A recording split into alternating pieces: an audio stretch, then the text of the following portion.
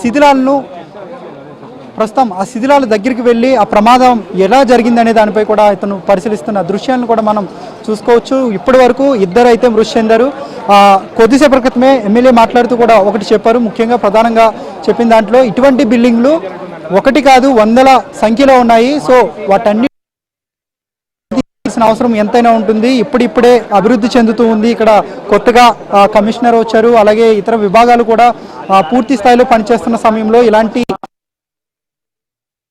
కూడా ఆయన చెప్పిన దృశ్యాలను కూడా చూసుకోవచ్చు. ప్రస్తుతం ఈ ప్రమాదం ఎందువల్ల చోటు చేసుకుందనే దానిపై ఇక్కడ ఉన్న స్థానిక అధికారుల నుంచి అలాగే వీటితో ఇతర అధికారులను కూడా సమన్వయం చేసుకుంటూ ప్రస్తుతం అధికారుల నుంచి వివరాలు అయితే రాబడుతూ ఉన్నారు.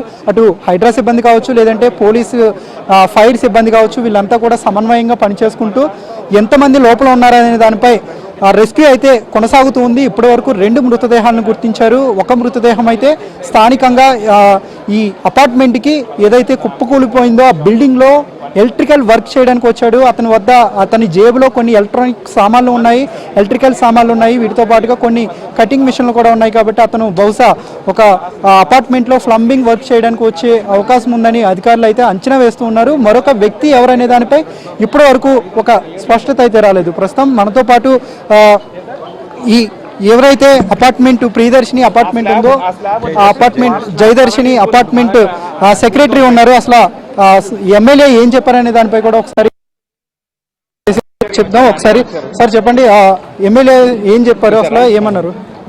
అదే చర్యలు తీసుకుంటూ ఉన్నారండి. హైడ్రా అధికారుల నుంచి కావచ్చు, సిఎంసి అధికారుల నుంచి పర్మిషన్ ఉందని ఏమైనా చెప్పారా లేదా?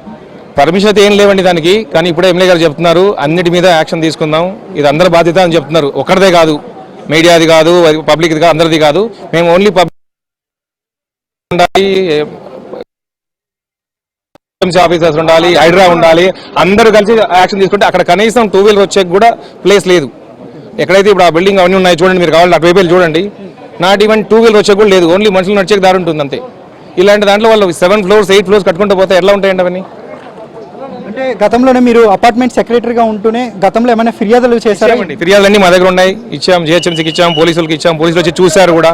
ఆ తర్వాత యాక్షన్ ఏం లేదు దాని మీద. సో వచ్చి మాదామి పడడం వల్ల మాకు డామేజ్ అయింది, ఇంజూర్ అయ్యారు. హాస్పిటల్ ఇప్పుడు కేర్ హాస్పిటల్ ట్రీట్మెంట్ తీసుకుంటున్నారు. ఆయన army retired person, 75 years old, and wife and ఎదురు అడ్మిట్ చేశాం హాస్పిటల్లో. సో వాళ్ళు హాస్పిటల్లో ఉన్నారు ఇప్పుడు. ఈ ఏరియాలో ఇలాంటి బిల్డింగ్లు అనుమతి లేకుండా ఉండే బిల్డింగ్లు ఎన్ని ఉండొచ్చు అనుకుంటున్నాను? పక్కా అనుమతి ఉన్న బిల్డింగ్ ఇది. ఎంత వైట్ ఫీల్డ్స్ కింద వస్తుంది, బ్యాక్ సైడ్ ఎంత అంజయ్ నగర్. అక్కడికి వెళ్ళి చూస్తే మొత్తం అన్ని ఇలాంటి బిల్డింగ్స్ ఉన్నాయి. అక్కడ మీరు చూడండి, ఆ బిల్డింగ్స్ వద్దు, గ్యాప్ చూడండి ఎంత ఉందో గ్యాప్. బిల్డింగ్ కి 1 feet కూడా గ్యాప్ ఉండదు. 50 గజాలు 20 గజాలు 100 గజాల్లో బిల్డింగ్లు 7 ఫ్లోర్లు లేపేస్తున్నారు.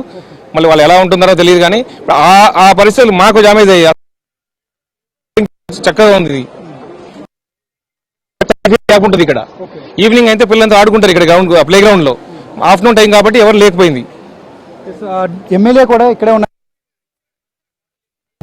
ఎమ్మెల్యే గారు చెప్పాము, ఇప్పుడే వచ్చారు ఎమ్మెల్యే గారు వచ్చారు, మాట్లాడదాం ఏంటి ఇదంతా అనేది. వెనకాల ఈ బిల్డింగ్స్ అన్ని ఇదే ప్రాబ్లం అండి. ఇప్పుడు ఏవి స్ట్రెంగ్త్ లేవు బిల్డింగ్స్.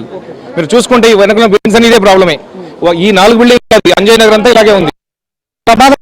అధికారులు కానీ జిహెచ్ఎంసీ అధికారులు ఏమన్నా స్పందించారా? ఇప్పటిదాకా అయితే ఎవరు వచ్చారంటున్నారు, ఇప్పటిదాకా ఎవరు రాలేదండి. మమ్మల్ని వచ్చి అయితే ఎవరు కలవలేదు. ఇక్కడికి పోలీసులు అయితే వచ్చారు, వెంటనే కాల్ చేసాం, వచ్చారు, అంబులెన్స్ వచ్చాయి, వాళ్ళు హాస్పిటల్ చేర్చాం. ఫస్ట్ ఇప్పుడు డెడ్ బాడీస్ దొరికాయి, వాళ్ళు మళ్ళీ తీసుకెళ్తే అటువైపు తీసుకెళ్తున్నారు. సార్ ఇప్పుడే వచ్చారు, ఎమ్మెల్యే గారు ఉన్నారు ఇక్కడే.